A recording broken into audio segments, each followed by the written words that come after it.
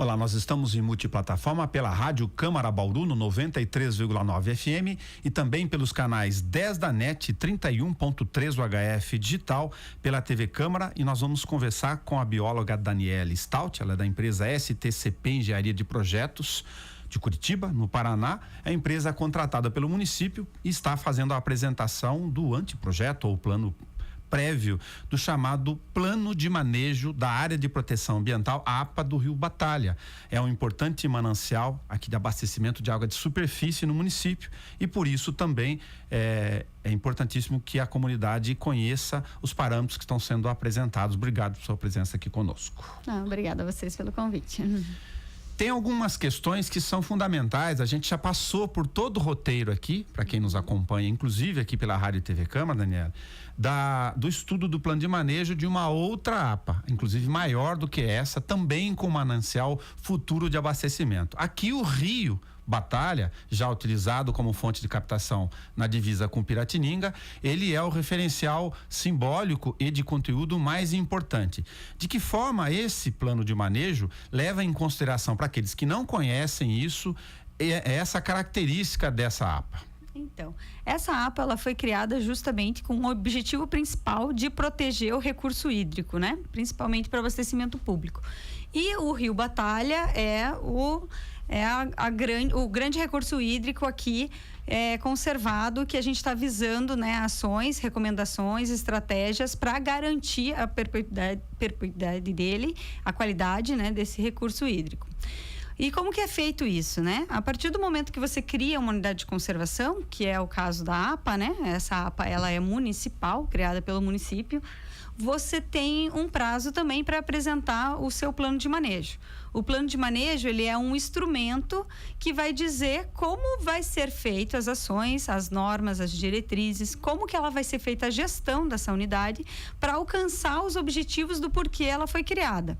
Que nesse caso é para justamente conservar os recursos hídricos, né? Manter a qualidade aí desse bem natural. Bem como também conservar a biodiversidade associada, né? Tanto de fauna e de flora. Só que para chegar, né, atingir esse objetivo, a gente tem que definir algumas estratégias.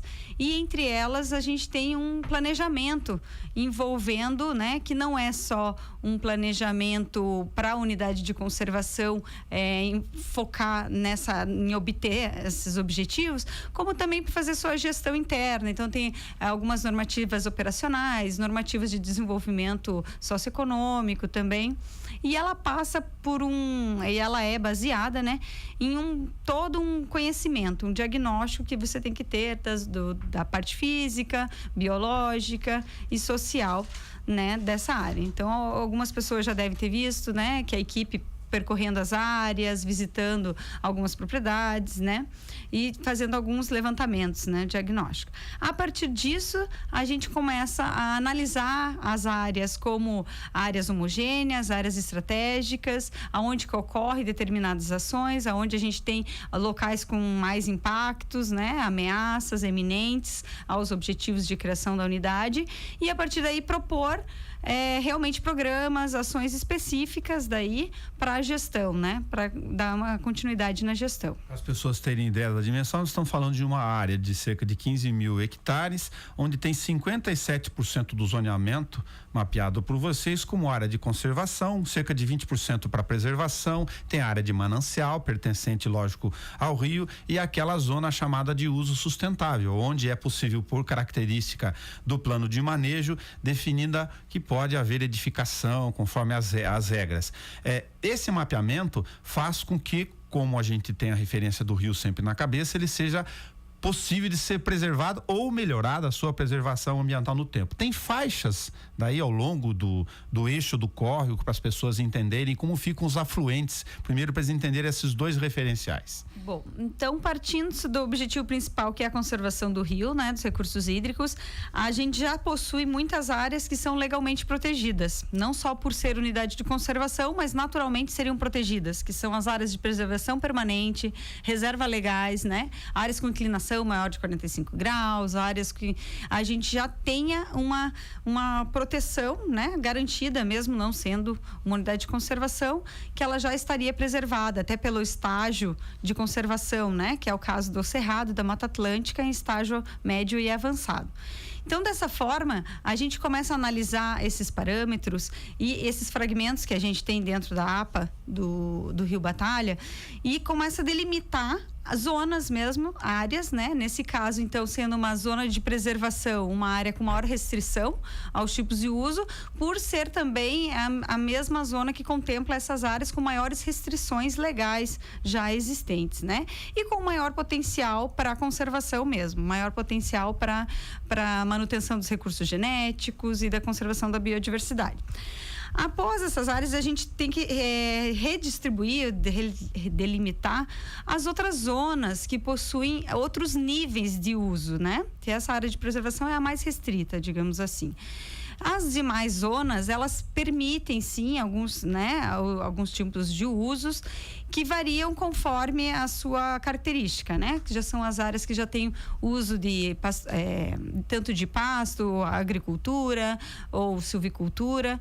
Então já são áreas que já permitem um certo uso sustentável, né? Com suas devidas precauções, né, exigidas já no seu licenciamento. Então, por essa característica, aproveitando a sua citação, é sabido que tem nas duas margens, inclusive dos dois lados do rio, inclusive no município vizinho, nos municípios vizinhos, Agudos e Piratininga, assim como mais para cima em Avaí, que não é objeto aqui desse estudo da área de influência, mas que tem muita pastagem e também tem plantações, tem muita laranja, citricultura nesta região. O plano de manejo pode definir situações específicas, como por exemplo, a forma específica de proibição ou de conservação de solo, do manejo do solo, para poder ajudar no tempo a manter esse manancial?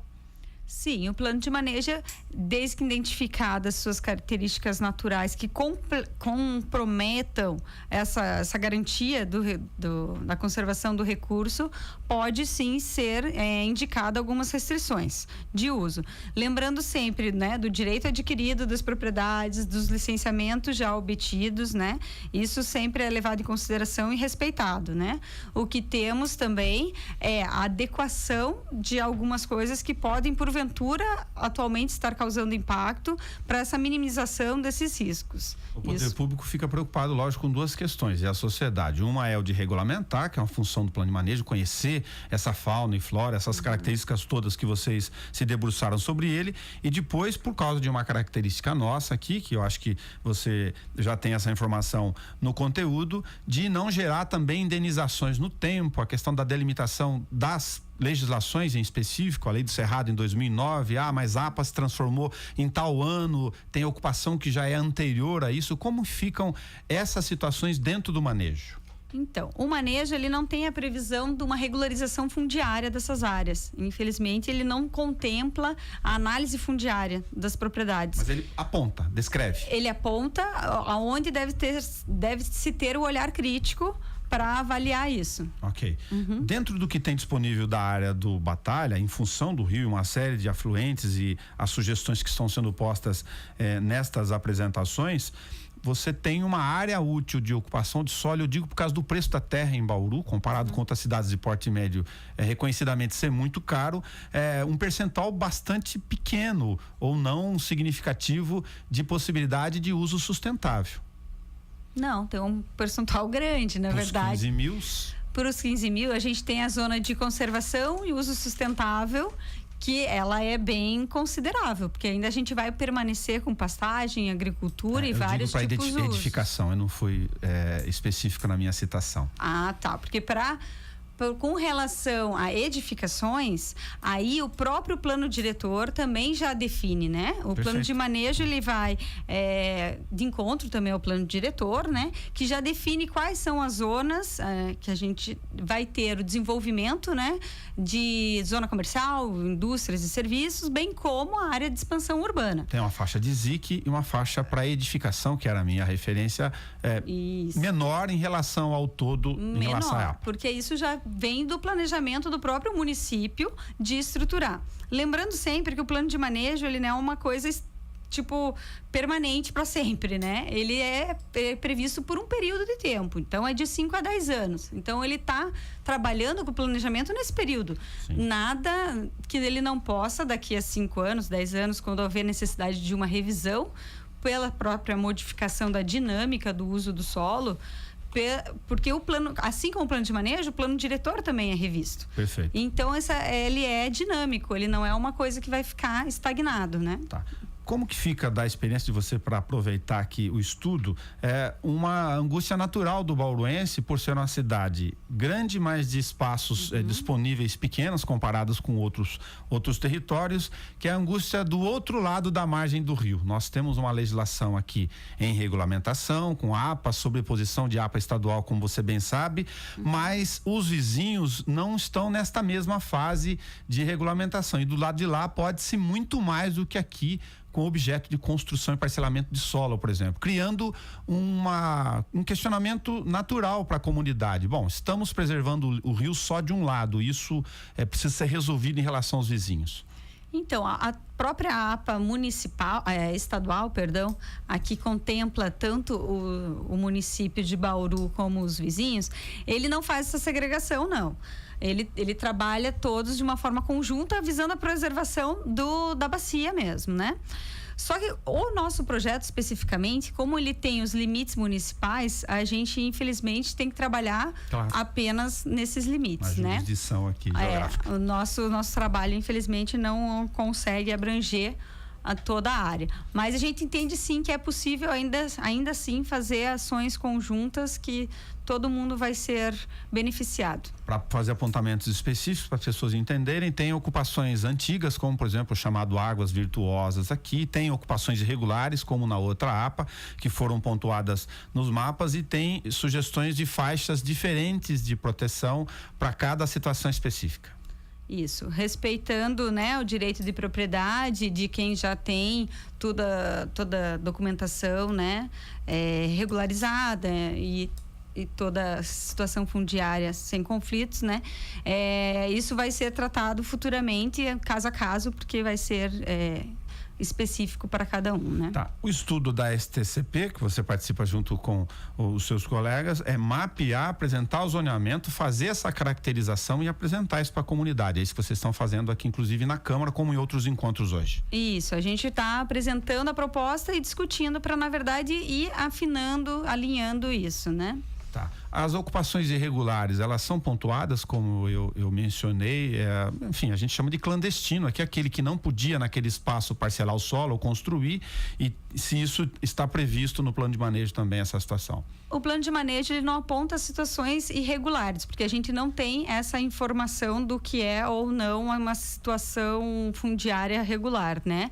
O que a gente tem é as áreas que devem atenção a regularizar, a verificar e a controlar. Vocês indicam que naquela região tem construções, por exemplo, ou parcelamento de solo. A gente indica como é o uso do solo, como ele está sendo, como está apresentado, né? E a partir daí cabe, né, ao gestor a responsabilidade de quem regularizar as áreas, enfim. O bauruense já sabe aqui que tem uma definição no plano diretor de águas, já que se transformou aqui no município num documento, enfim, que tem um outro lugar já definido por esse plano para um segundo ponto de captação de água. Vocês analisaram se o plano de manejo leva em consideração esse segundo ponto futuro de captação de água. Aqui a previsão é para 2020, para quem não sabe. Sim, ele também foi considerado, né, como um elemento a ser analisado. Tá. A questão das estradas e microbacias, há uma preocupação em relação a carreamento, se isso é tratado em outra legislação, se não, se é no plano de manejo também que se pode pontuar esse tipo de situação, uma vez que a gente tem muito prejuízo em relação ao leito do rio, a própria área de captação com o Batalha na região de Piratininga, aqui que é o nosso município, onde tem a estação de tratamento de água, a captação em si, a lagoa, se isso trata no plano de manejo em separado. Não, o plano de manejo aponta, sim, né? Quais são os impactos disso também pro ambiente, né? E traz o correto andamento, né? Desse ponto, né? Que seriam as manutenções e tal. Daniela Stout, muito obrigado por tentar resumir conosco aqui os principais pontos. O plano inteiro depois ficará disponível por, enfim, uma questão pública do Poder Executivo. A gente também faz isso no site, mas para as pessoas que tiverem informação do detalhe. Obrigado. Tá, joia. Obrigada a você. Você pode acompanhar esse nosso bate-papo na íntegra também na página da TV Câmara, pelo site e também no YouTube. É só clicar em vídeos para ter acesso a essa e outras entrevistas do nosso encontro no Espaço Aberto. Até mais.